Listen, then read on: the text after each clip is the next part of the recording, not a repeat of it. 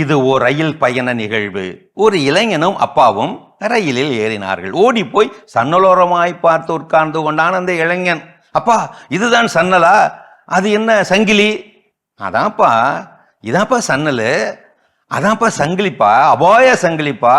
ஆபத்துக்கு பிடிச்சி இழுத்து ரயில் அதுல தான்ப்பா நிப்பாட்டலாம். அப்படியாப்பா? அப்பா அங்க பாருங்க, அங்க பாருங்க, நீட்டமா எல்லாமே பின்னாடியே போகுது. ஆமா ஆமா, பின்னாடிதான் போவோம். அதுதான் மரம் செடி கொடி எல்லாம் அப்படியே பின்னாடியே போகும்பா. படு சூப்பரா இருக்குப்பா. அவனோடு அவரும் ஆச்சரியப்பட்டார். இதை பார்த்த சக பயணிகள் சலித்து கொண்டார்கள்.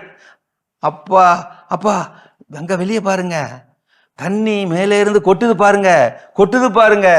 ஆமா ஆமா, அதான் வானம். மேல இருக்குது இல்ல, அதுதான் வானம். தண்ணியா கொட்டுது இல்ல, அதுக்கு பேரு தான் மழைப்பா. சோனு பெய்யுது பாரு. அவனோடு அவரும் ஆச்சரியப்பட்டார். இதையும் பார்த்த சக பயணிகள் இன்னும் சலித்து கொண்டார்கள். இப்படியே போய்கொண்டிருந்தது ரயில் பயணம். மயக்கும் மாலை பொழுது வந்தது. அப்பா, இது வானம் தானே? ஒரே கலரா பளிச்சுன்னு இருக்கு பாருங்க. ஆமாப்பா, பளிச்சுன்னு இருக்கு பாரு. அதுக்கு பேரு தான் செவ்வானம், சித்திர செவ்வானம்.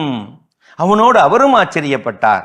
பார்த்து கொண்டே வந்த சக பயணிகள் சலிப்பின் உச்சத்திற்கே போய் கொண்டார்கள். கேட்டே விட்டார்கள், இவன் இப்படி ஆளுசரமா வளர்ந்திருக்கானே, இந்த வயசுலமா இப்படி ஆச்சரியப்பட்டு நிற்பான்? அவனோட சேர்ந்து நீங்களும் ஆச்சரியப்பட்டுக்கிட்டு வர்றீங்களே. அகல் ஆச்சரிய விழிகாட்டி அன்பான அந்த அப்பா இப்போது சொன்னார், ஐயா, இவன் என் மகன். கடந்த 18 வருஷமா பார்வை இல்லாம கிடந்தான். ஒரு புண்ணியவான் ஒருத்தர் கண்ணை தானமா கொடுத்துட்டு கண்ணை மூடிட்டாரு.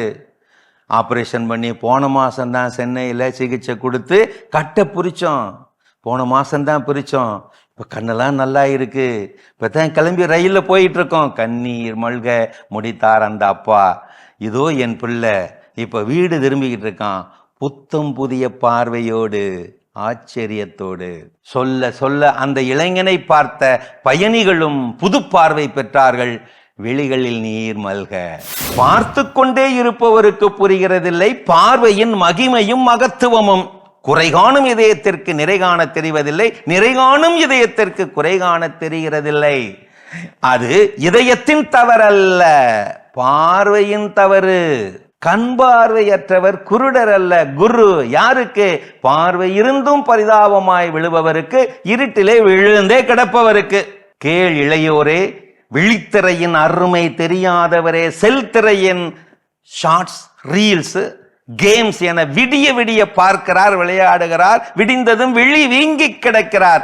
விழியின் அருமை பெருமை தெரியாத வீணர்கள் இவர்கள்.